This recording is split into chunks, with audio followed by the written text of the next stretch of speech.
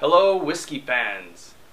My name is Josh, this is the Whiskey Jug, and today we're doing the last class review of the Bulleit Bourbon whiskey.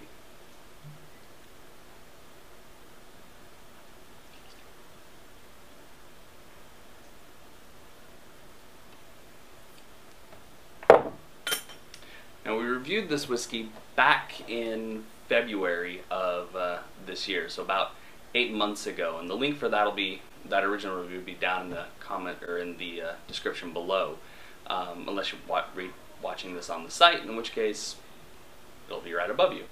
Yeah, let's get to it.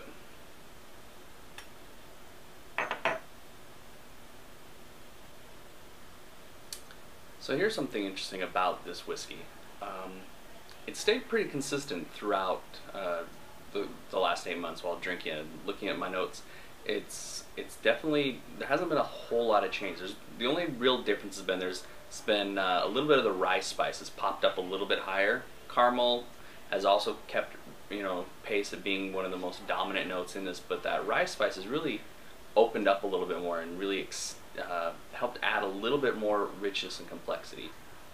It's really coming through on the nose a lot more than when it was first opened. It's really, really expressive now, and frankly, I love it. It's very rich, creamy nose, very robust, has a lot of complex layers in there of sweet and spicy notes. There's a little bit of smoky char, some oak in there. There's a little bit of a citrus pop coming in at the end, and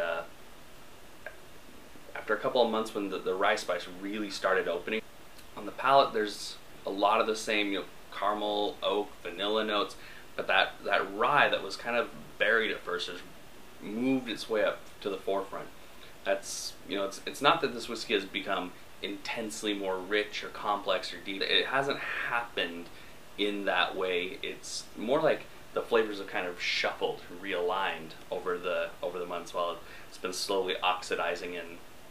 Some of those spicier notes of like paprika and pepper and cinnamon that I was getting before have kind of tempered down a little bit, and as that rye spice has gone to take over a little bit more. But I mean, taste-wise, it's still a fantastic bourbon here at the end. Sometimes after a couple months, some bourbons can go downhill quickly. Some actually improve with some addition of air. This is one that's kind of, for the most part, stayed the same, with the exception of that rye spice just getting a little bit bolder. Finish is still slightly dry, a little bit of like a dusty quality to it. Still fantastic. Good long finish on it. A little bit of wood, caramel, a little bit of citrus pop. That rye spice is very consistent throughout the finish, so it still has all of these wonderful characteristics as it's been slowly oxidizing in the bottle. I don't want to use the term age, but yeah, as it's been slowly oxidizing in the bottle, it's really kept together quite nicely, so not bad. But kind of quality you expect from Four Roses. On that subject, you might have seen the news back in August of this year, 2014. Diageo broke ground on this new $115 million distillery, which is going to be called the Bulleit Distilling Company, and that's where they're actually going to make Bulleit.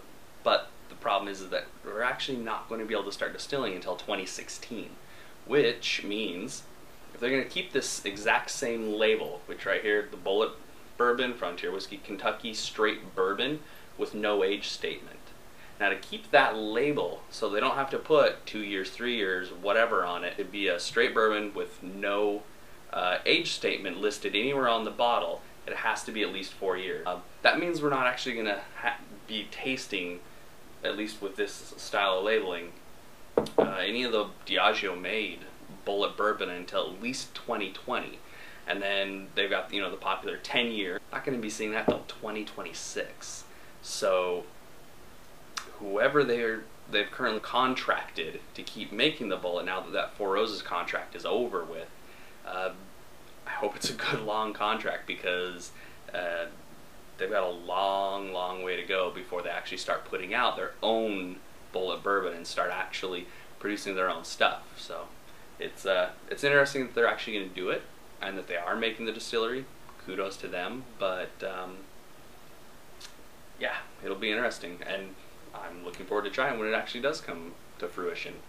So now back to the bourbon at hand. Originally I rated it an 88, and I'm gonna leave it there. When I was rating it, it was kind of eked in as at an 88, and now it's a really high 88, almost an 89. It's just kind of knocking on that door, but there's a little bit of an astringency, a little bit of a little metallic twinge in there that keeps me from actually wanting to put it all the way up to an 89. So this is a delicious bourbon.